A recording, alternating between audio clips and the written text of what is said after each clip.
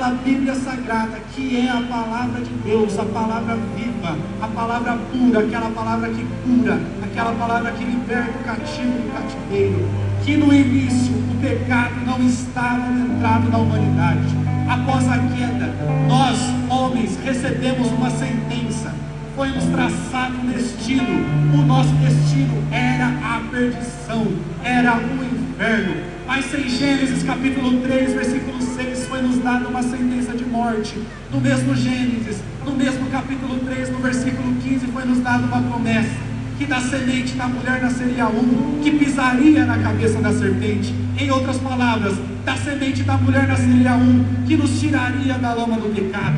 Da semente da mulher nasceria um, que nos resgataria das garras do inferno. E este é Jesus.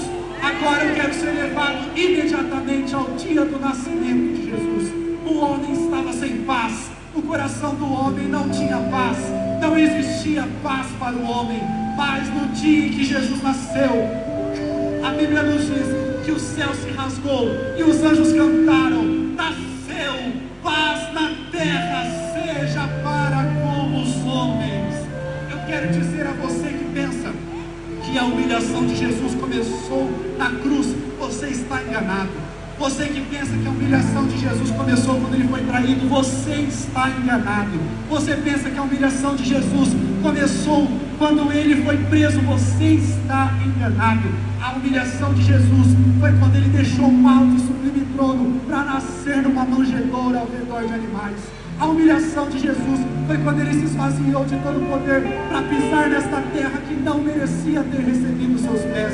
A humilhação de Jesus começou desde o plano da salvação, quando ele sabia que o trajeto dele era morte no madeiro, era morte numa cruz. Mas eu quero confortar o seu coração e dizer que em nenhum momento ele pensou na humilhação dele, em nenhum momento ele pensou no trono dele, em nenhum momento ele pensou que ele trocou uma coroa de ouro por uma coroa de espinhos, mas em todo momento ele disse: quando eu nascer, for pregado naquela cruz, eu estarei tirando a lâmpada das garras do inferno. Quando eu for pregado naquela cruz, eu estarei tirando o mundo das garras do inferno. Jesus nasceu, cresceu, e o seu ministério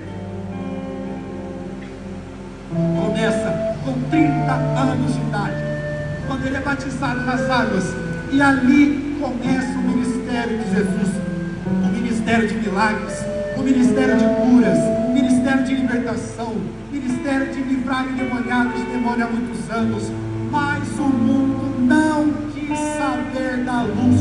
Jesus é preso, Jesus foi traído. O mesmo beijo que traiu Jesus é o beijo que nos deu a salvação. Você consegue pensar nisso?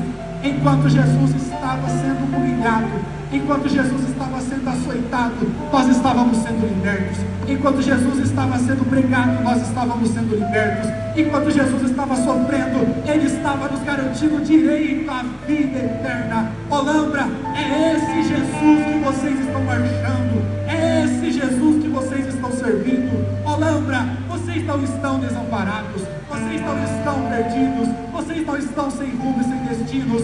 É Jesus que nos justifica, é Jesus que garante a salvação e a vida eterna para nós. Eu quero aqui adentrar com um pouco mais de detalhes. Jesus foi preso. Após Jesus ser preso, eu quero imaginar que Jesus, como homem, viu literalmente o mundo dele se desfazendo. Jesus viu um amigo próximo dele traindo ele. Jesus viu outro amigo dele próximo a ele negando ele, não por uma nem duas, mas por 3 vezes. Jesus teve que ver um povo que ele tanto ama cuspindo na cara dele. Jesus teve que ver um povo que ele veio salvar, colocando uma coroa de espinhos nele. Jesus foi obrigado a ver um povo, Jesus teve que ver um povo que ele tanto ama pedir para soltar um condenado, um assassino ao invés dele. Mas eu imagino que Jesus olhava para o dia de hoje e pensava: vai valer a pena, vai valer a pena, vai valer a pena, porque um dia Olambra estará marchando em meu nome, não para mostrar as suas ruas bonitas, não para mostrar o uniforme bonito, mas para mostrar que é somente o nome de Jesus que tira e salva de todo pecado. Jesus é preso, Jesus foi levado até um local onde eu quero dizer com detalhes a vocês. Jesus foi colocado de costas, onde eles pegaram o chicote, tinha a ponta de ossos amarrada na ponta do chicote. Eles batiam em Jesus, o chicote grudava nas costas dele, e eles puxavam. A carne de Jesus foi dilacerada por mim e por você. Jesus sofreu horrores por mim e por você. Jesus estava passando por tudo aquilo, como se não bastasse, foi coroado. Disseram, não é um rei, então vamos pôr uma coroa, mas uma coroa de espinhos. Aquela coroa entrou em Jesus, fazendo-o sangrar, fazendo ele sentir uma dor inimaginável. Como se não bastasse, fizeram Jesus carregar o madeiro por toda a cidade, fizeram Jesus carregar a cruz pelaquela via dolorosa, onde Jesus era chutado, onde Jesus era humilhado, onde Jesus era xingado, mas em nada ele pensou em desistir, nem teve por usurpação ser igual a Deus, mas em tudo ele pensou, eu vou salvar esse mundo, eu vou tirar esse mundo das garras do diabo. Eu quero tirar na sua cabeça mais uma coisa, você muito se engana se você pensa que o inferno estava feliz com essa situação. O inferno estava em pânico, o inferno estava desesperado, porque eles sabiam que na hora que Jesus se entregasse o teu espírito, eles teriam perdido. Na hora que Jesus dissesse está consumado, eles estariam perdidos, e assim Jesus o fez. Jesus foi pregado naquela cruz, onde ele passou e passou por mais e mais e mais humilhações. Jesus, você pensa que foi a morte que pegou Jesus? Pelo contrário, eu imagino a morte do lado de Jesus e ela dizendo, e aí Jesus, já terminou? Jesus dizia, não, fica quietinho aí, eu ainda estou salvando, eu ainda estou libertando, eu ainda estou tirando das garras do inferno. E Jesus não teve a vida arrancada pela morte, mas ele se entregou, quando ele disse, Pai, a ti eu entrego o meu espírito, tetelestai, está consumado. Sabe o que significa essa palavra tetelestai? Na cultura deles, quando você tinha uma dívida, que você quitava aquela dívida, o cartório te dava um documento escrito tetelestai.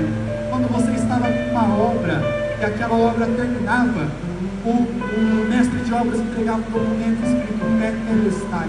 Quando você tinha uma causa na justiça e você era absolvido daquela causa, o juiz entregava um documento escrito tetelestai. O que Jesus está dizendo é, eu fiz a obra na vida da humanidade. Aquela dívida que eles tinham comigo já foi paga, tetelestai. E aquela causa, eles estavam condenados, a sentença deles era o inferno, mas eu sou Jesus que muda causas. Está livre, não existe mais impedimentos, não existe mais uma barreira entre nós e o Pai, não existe mais quem possa nos separar do amor de Deus, que está em Cristo Jesus, o nosso Senhor. Jesus, quando entregou o seu Espírito e morreu, o véu se rasgou do alto a baixo.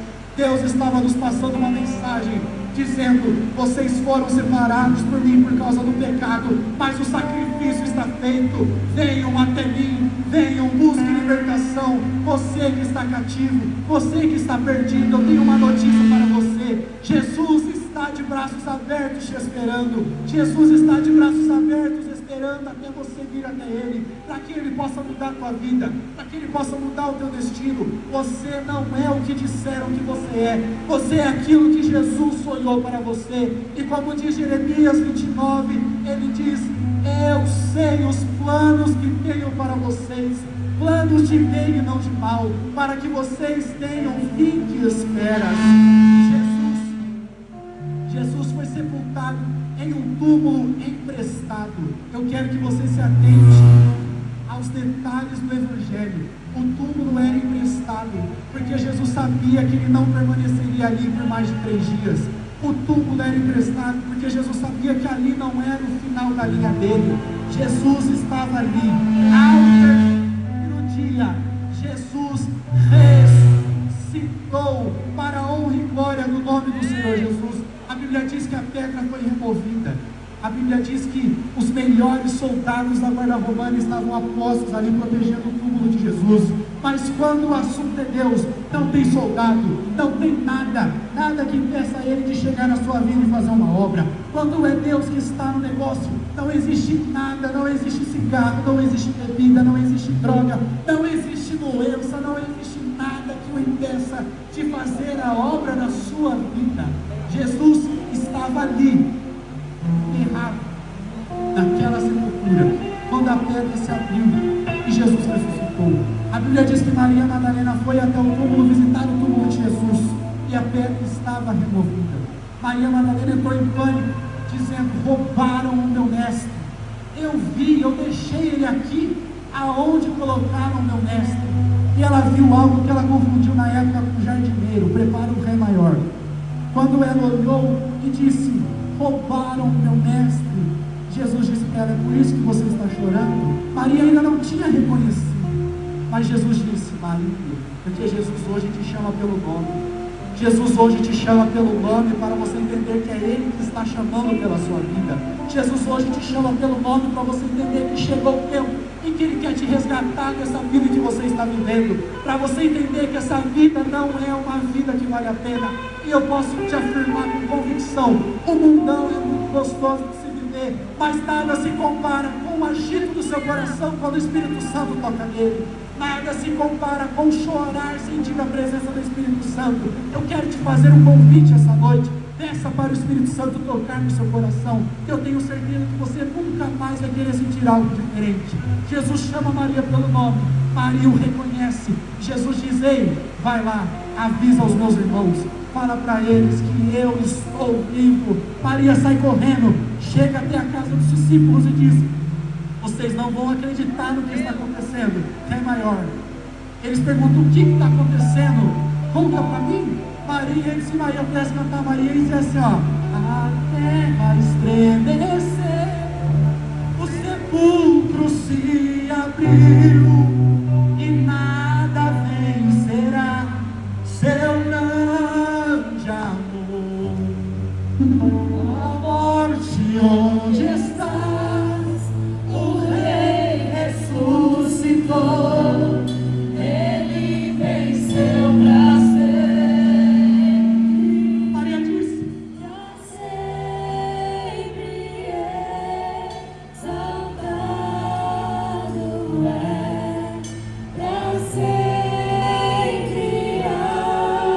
adorado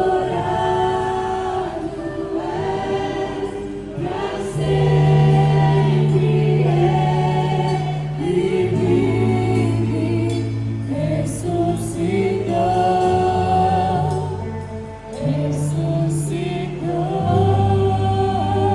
A Bíblia nos diz que dois discípulos, pode continuar nesse som baixinho, me acompanhe. A Bíblia diz que dois discípulos saíram correndo em direção ao túmulo. Era Pedro, que tinha acabado de negar Jesus 3 vezes, e João, o próprio chamado discípulo amado. A Bíblia diz que os discípulos saíram correndo, quase que apostando uma corrida. Mas a Bíblia diz que João chegou primeiro e parou à altura da porta, não entrou.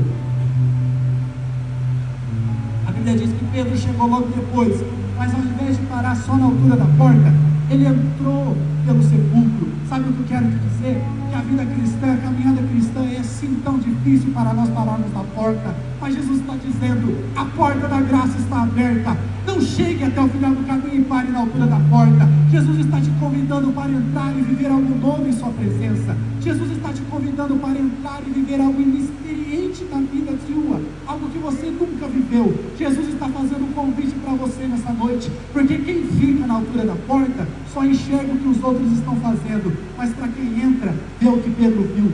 Pedro viu um lenço dobrado. Sabe o que significa na cultura deles?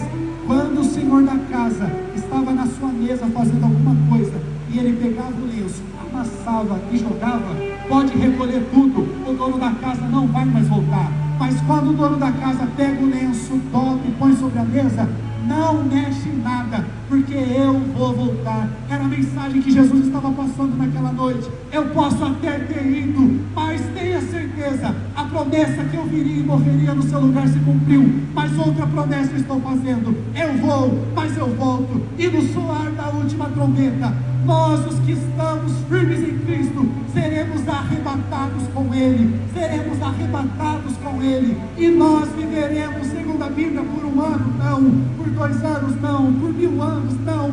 A Bíblia diz que nós viveremos para sempre com o Senhor.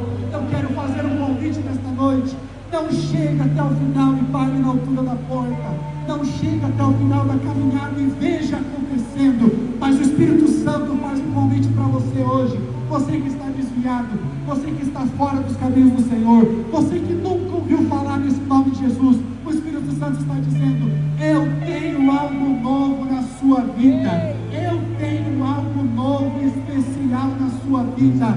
Não existe barreiras para mim, diz o Senhor. Não existe drogas que me impeça.